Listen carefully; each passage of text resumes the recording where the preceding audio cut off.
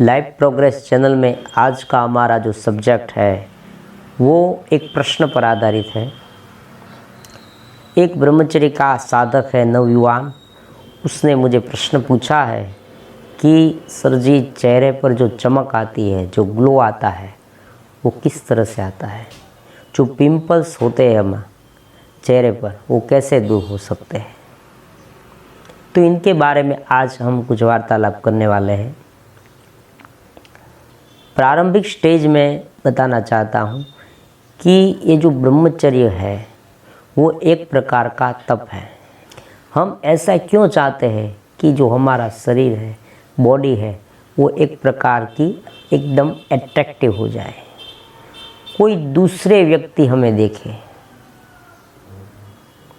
तो इस तरह से लंबी दृष्टि से अगर देखा जाए तो ये एक प्रकार का ब्रह्मचर्य से थोड़ा अपोजिट थिंकिंग है। फिर भी नवजुवानों को कुछ प्रलोभन, मतलब कि वो लोग ये तप से जुड़े, उससे ऐसा महसूस हो कि इनसे ये सब लाभ भी मिलते हैं, ये दर्शाने के लिए हम ये सब सब्जेक्ट लाते हैं। क्योंकि हमारा जो मेन ऑब्जेक्ट है ब्रह्मचर्य का पालन करने का, वो है अपर स्टेज, हमारी चेतना को एक स्तर ऊपर लाना। जो हमारे भीतर है वो अलग तरीके से व्यक्त होता है, उनकी जो खिलावट है वो विपरीत होती है। समझ रहे आप मैं क्या कहना चाहता हूँ? भीतर की जो हमारी चेतना है, हमारी शक्ति, हमारा अस्तित्व है, एग्जिस्टेंस है, वो अलग तरीके से व्यक्त होता है। मैं आपको एक एग्जाम्पल देता हूँ। मान लीजिए कोई एक बल्ब है, बल्ब के आगे हम कोई ऐसी रेड कलर की फ्रेम रख दे या रेड कलर का ग्लास रख दे, तो क्या होगा? उनमें से जो प्रकाश बाहर आएगा वो रेड कलर का आएगा। मतलब कि हमारी जो सोच है, हमारा जो मन है, उनमें जो संस्कार है, छिपे संस्कार, और जो चेतन मन में चली आती वृत्तियाँ निरंतर सुबह से लेकर शाम तक, और कोई चौक्कस समय पर, 1 साल हो, 2 साल हो, 1 मंथ हो, 2 मंथ, 3 मंथ, 4 मंथ, इस तरह से कोई एक समय पर निरंतर जो सोच चली आती है हमारी, उनके आधार पर खिलावट होती है हमारी अपनी। अगर कोई मूढ़ता का ख्याल मन में रखता है, आलस्य का ख्याल रखता है, आलसी हो जाता है, उनकी जो माइंड है वो इस प्रकार का हो जाता है, तो उनका तन भी इस प्रकार का हो जाता है। अगर कोई दिव्य सोच सुबह पे करता है तो उन्हें एक प्रकार का उत्साह मिलता है, वो पूरे दिन बिना थके काम कर सकता है। कहने का मतलब यह है कि एक चैतन्य खिलावट, एक चैतन्य अभिव्यक्ति हमारे में डेवलप हो, जो हमें जीवन में सफलता में भी और निरंतर प्रसन्नता में भी काम आए। तो ये सब जो सारे हमारे एम है, उनमें ये जो ग्लोइंग फेस है वो थोड़ा अलग सा है, लेकिन फिर भी अच्छा है। क्यों? क्योंकि अगर आप इस तरह से अपने अभिव्यक्ति को चमकाएंगे, अपनी बॉडी को चमकाएंगे, तो दूसरों को एक प्रकार का मोटिवेशन मिलेगा कि हाँ, ये करने लायक चीज़ है। तो इस तरह से हम ले सकते हैं। लेकिन अगर कोई नवयुवान ऐसा सोचे कि ये कोई फीमेल को अट्रैक्ट करने के लिए मैं ऐसा फेस बना लूँ, तो लंबे समय के बाद उनका ब्रह्मचर्य बार बार नष्ट हो जाएगा। इसलिए ये बात भी मुझे थोड़ी बतानी चाहिए। अब मैं आगे आपको समझाता हूँ कि किस तरह से ये जो हमारा फेस है वो ग्लो करता है। बहुत ही सीधी सिंपल बात है कि जो शक्ति है वो शक्ति हमारे पूरे अस्तित्व को, हमारी बॉडी को नवपल्लित करती है।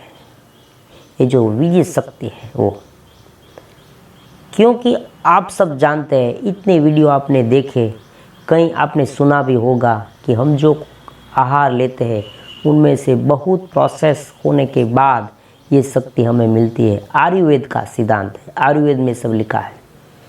तो ये शक्ति इस तरह से केवल एक थोड़े पल के लिए थोड़ी सोच में व्यय कर देना कोई बुद्धिमानी का काम तो है नहीं, वो सब हम जान गए इतने वीडियो से। तो ये जो शक्ति जब संचय होती है तो स्वाभाविक है कि पूरे शरीर में धीरे धीरे उनके अनुरूप कोष, जो पूर्ण मात्रा में हेल्दी कोष, हेल्दी सेल, एक स्वस्थ सेल उत्पन्न होंगे। स्वस्थ सेल क्या करेंगे कि हमारे चेहरे को ग्लो करेंगे। चेहरा वाइट हो जाएगा एकदम, ऐसा नहीं, सफ़ेद हो जाएगा ऐसा नहीं। कोई काला आदमी एक स्किन है वो ब्लैक में से वाइट कंप्लीटली हो जाएगी, ऐसा नहीं। लेकिन एक प्रकार की चमक जो दूसरों से हमें अलग करती है, चेहरे में एक प्रकार की चमक आ जाती है। तो ये आने का जो मेन रीज़न है वो मैंने आपको बता दिया कि जो आप शक्ति का संचय करते हैं उनसे क्या होता है, हेल्दी सेल तैयार होते हैं शरीर में, और वो जो हेल्दी सेल है वो धीरे धीरे ये बॉडी को ग्लो करते हैं, फेस को ग्लो करते हैं। अब दूसरी बात थोड़ी डीप है, ऐसा क्यों होता है? अगर ऐसा ना हो तो क्या करना चाहिए? देखो, पहले मैं ये समझा देता हूँ, ऐसा ना हो तो क्या करना चाहिए। तो पहली बात यह है कि अगर आप ठीक से पालन नहीं करते तो ये हो सकता है। दूसरी बात, अगर आप शरीर से पालन करते हैं लेकिन मन से पालन नहीं करते तो भी ये नहीं होता, मतलब कि ग्लोइंग इतना नहीं आता। क्योंकि जो माइंड है ना हमारा, हमारी दिन भर की सोच, हमारे मन में जो सोच उत्पन्न होती है वो हमारे फेस पर दिखती है। अगर कोई व्यक्ति बार बार इम्बैलेंस है सोच में तो उनकी जो दृष्टि है वो इधर उधर फरकती रहेगी, मतलब कि वो इधर उधर देखता रहेगा। माइंड से वो अगर अस्त व्यस्त है, मन की सोच से अस्त व्यस्त है, तो उनकी दृष्टि चकल वकल जैसे इधर उधर फिरती रहेगी। और उसी तरह से अगर कोई विपरीत दृष्टि है, गलत दृष्टि है, तो उनके फेस पर उनका जो प्रभाव है, अभिव्यक्ति है, वो आ जाएगी। कहने का मतलब है कि एक लंबे समय तक, देखो एक दिन में नहीं होता है, लंबे समय तक आप अगर दिव्य चिंतन में रत रहेंगे, कुछ ऊपर के स्टेज में जाएंगे, तो धीरे धीरे आपका जो फेस है ना वो अपर स्टेज में, उनका जो सेल है ना वो, उनकी जो निर्माण कंस्ट्रक्शन का काम है वो भी दिव्य होता जाएगा। निम्न सोच से धीरे धीरे पूरा शरीर, पूरा अस्तित्व धीरे धीरे नीचे की ओर जाएगा और चेहरे पर जो चमक है वो धीरे धीरे दूर होती जाएगी। चक्र के अनुसार मैं आपको समझाऊं तो कोई भी साधक जब ब्रह्मचर्य का पालन करता है, अपने मन में कोई दिव्य सोच लाता है, गलत सोच से दूर हटता है, तो धीरे धीरे उनका जो कुंडलिनी शक्ति का बहाव ऊपर की ओर सहज होता है। थोड़ा सा, जैसे ही थोड़ा सा ऊपर की ओर होता है, एक चेतना उसे मिलनी शुरू हो जाती है और उस चेतना के कारण उनका जो चेहरा है, फेस है, वो ग्लो करने लगता है।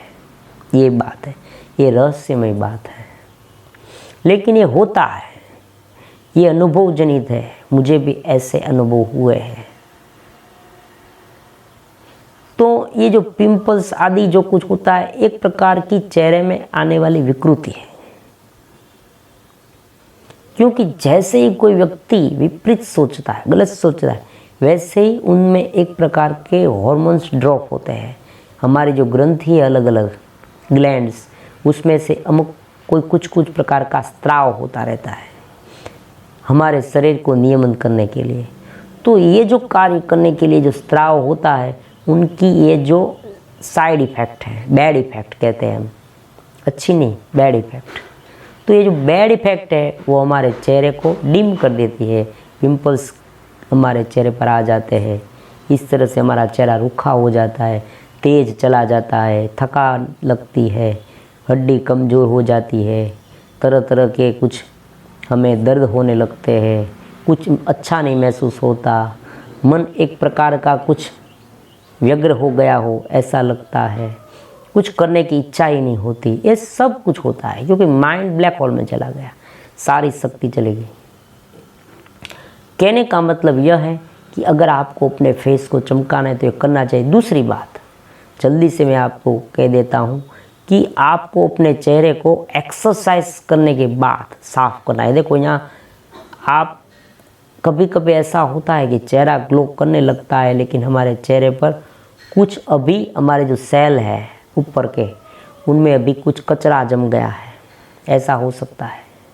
तो उन्हें साफ करने के लिए, इन शॉर्ट कहे तो हमारे चेहरे को एकदम क्लीन करने के लिए हमें पहले एक्सरसाइज करनी होगी और पसीना छूटना चाहिए। ऐसी एक्सरसाइज आप योगा कर सकते हैं, रनिंग कर सकते हैं, कुछ भी ऐसा हार्ड वर्क कीजिए कि जिनसे आपके फेस पर एक पसीना आए, और उस पसीना आने के बाद आप रगड़ रगड़ कर जब स्नान करेंगे तो आपके जो छिद्र है छोटे छोटे, वो छिद्र सब क्लीन हो जाएंगे और उनमें जो कचरा है वो साफ हो जाएगा।